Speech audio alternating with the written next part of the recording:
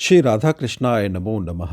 सर्वप्रथम मैं भगवान श्री राधा कृष्ण के श्री चरण कमलों की वंदना करता हूँ। आप सभी भक्त और श्रोताजनों को भी सादर नमस्कार करता हूँ। ग्रंथ श्री गर्ग संहिता के विश्वजित खंड से आज हम उस अध्याय का श्रवण करेंगे जिसका शीर्षक है सहा पर्वत के निकट दत्तात्रेय का दर्शन और उपदेश तथा महेंद्र पर्वत पर परशुराम जी के द्वारा यादव सेना का सत्कार और श्रेष्ठ भक्त के स्वरूप का निरूपण, जो इस ग्रंथ में इस प्रकार से वर्णित है। श्री नारद जी कहते हैं, राजन, तदंतर श्री कृष्ण कुमार कामदेव स्वरूप प्रद्युम्न ऋषभ पर्वत का दर्शन करके श्रीरंग क्षेत्र में गए। फिर कांचीपुरी एवं सरिताओं में शेष प्राची का दर्शन करके कावेरी नदी के पास जाकर सहगिरी के समीपवर्ती देशों में गए। भगवान प्रद्युम्न हरि के साथ यादवों की विशाल सेना भी थी। मैथिलेश्वर उन्होंने देखा कि उनके सैन्य शिविर की ओर एक खुले केश वाला दिगंबर अवधूत भागता चला आ रहा है। उसका शरीर हष्ट पुष्ट और उस पर धूल पड़ी हुई है। हे मैथिलेश्वर, बालक उसके पीछे दौड़ रहे हैं और इधर उधर से तालियां पीट रहे हैं, कोलाहल करते हैं और हंसते हैं। उस अवधूत को देखकर बुद्धिमानों में श्रेष्ठ श्री कृष्ण कुमार प्रद्युम्न उद्धव से बोले। प्रद्युम्न ने कहा, यह हृष्ट पुष्ट शरीर वाला कौन पुरुष बालक उन्मत्त और पिशाच की भांति भागा आ रहा है? यह लोगों से तिरस्कृत होने पर भी हंसता है और अत्यंत आनंदित होता है। उद्धव बोले, हे परमहंस, अवधूत श्री हरि के कलावतार साक्षात महामुनि दत्तात्रेय हैं, जो सदा आनंद में देखे जाते हैं। इन्हीं के प्रसाद से पूर्ववर्ती उत्कृष्ट नरेश, सहस्त्र अर्जुन आदि तथा यदु एवं प्रहलाद आदि ने परम सिद्धि प्राप्त की है। जी नारद जी कहते हैं, राजन, ये सुनकर यदुकुल तिलक प्रद्युम्न ने मुनि की पूजा और वंदना करके दिव्य आसन पर बिठाकर उनसे प्रश्न किया। प्रद्युम्न बोले, भगवान, मेरे हृदय में एक संदेह है प्रभु, उसका नाश कीजिए। जगत का स्वरूप क्या है, ब्रह्म के मार्ग कौन है तथा तत्व क्या है, यह सब ठीक ठीक बताएं।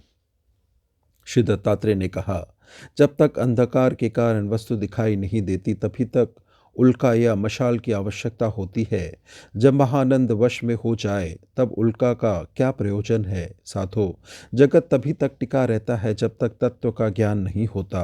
पर ब्रह्म परमात्मा के ज्ञात या प्राप्त हो जाने पर जगत का क्या प्रयोजन है। जैसे मुख का प्रतिबिंब दर्पण में दिखाई देता है परंतु वास्तविक शरीर उससे भिन्न है, उसी प्रकार प्रधान अर्थात प्रकृति में प्रतिबिंबित चैतन्य जीव है, परंतु ज्ञान के आलोक में वह परात्पर परमात्मा सिद्ध होता है। जैसे सूर्योदय होने पर सारी वस्तुएं नेत्र से दिखाई देती हैं, उसी प्रकार ज्ञानोदय होने पर ब्रह्म तत्व का साक्षात्कार होता है। फिर जीव कहीं नहीं दृष्टिगोचर होता है। श्री नारद जी कहते हैं, राजन, इस प्रकार उपदेश सुनकर यादवराज प्रद्युम्न ने उनको नमस्कार किया और सेना के साथ वे द्रविड़ देश के वैकुंठाचल या वेंकटाचल के पास गए। द्रविड़ देश के स्वामी धर्म तत्वज्ञ राजर्षि सत्वाक ने बड़ी भक्ति से प्रद्युम्न का आदर सत्कार किया।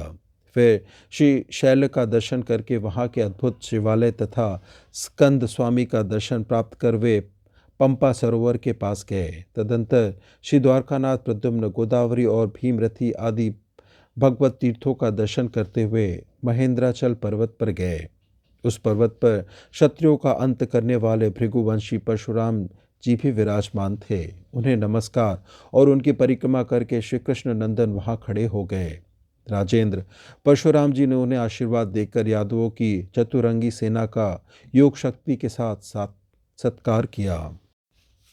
परशुराम जी ने सारी सेना का अपने योग बल से अनेकों प्रकार के व्यंजनों के साथ सत्कार किया। भृगुकुल भूषण परशुराम जी ने अपने योग बल से इन सब पदार्थों के पर्वत जैसे ढेर लगा दिए। सारी सेना भोजन कर चुकी, तब भी वहां के खाद्य पदार्थों के पर्वत हाथ भर भी छोटे नहीं हुए। परशुराम जी का यह वैभव देखकर सब लोग अत्यंत आश्चर्यचकित हो गए। राजन, यादवों सहित श्री कृष्ण कुमार प्रद्युम्न ने उस समय परशुराम जी को नमस्कार करके सबके सामने इस प्रकार पूछा, भगवान, आपने हम सब लोगों का अत्यंत उत्तम भोजन से सत्कार किया है। सारी समृद्धियां और सिद्धियां आपके चरणों में लौटती है।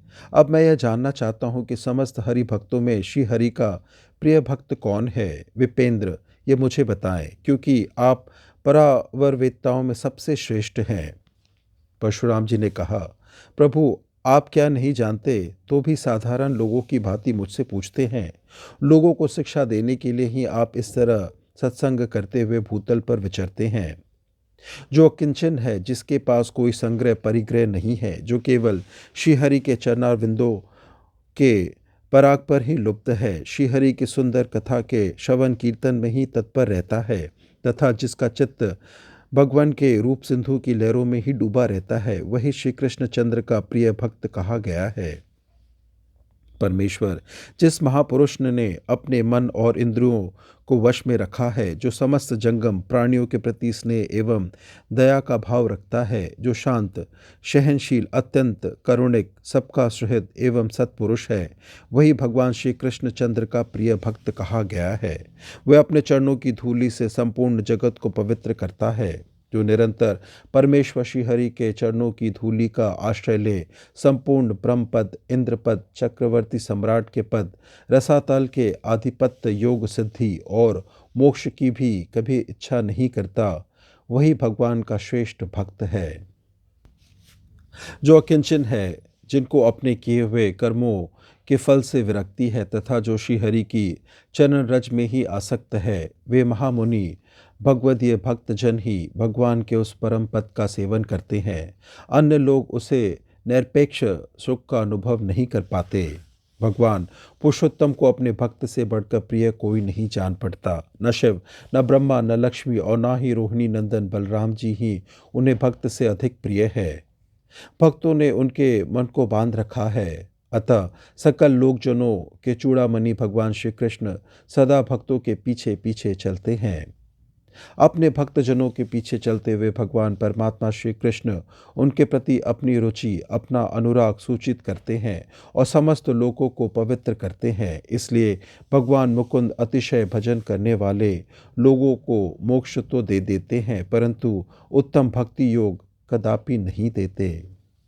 श्री नारद जी कहते हैं, राजन, यह उपदेश सुनकर यादवेंद्र प्रद्युम्न ने श्री भार्गव कुलभूषण परशुराम जी को नमस्कार किया और वहां से पूर्व दिशा में विद्यमान गंगा सागर संगम की ओर प्रस्थान किया। इस प्रकार से ग्रंथ श्री गर्ग संहिता के आज के अध्याय की संपन्नता होती है। श्रवण करने के लिए और अपना बहुमूल्य समय देने के लिए आपको धन्यवाद। त्रुटियों के लिए क्षमा प्रार्थी हूँ। श्री राधा कृष्णाय नमो नमः।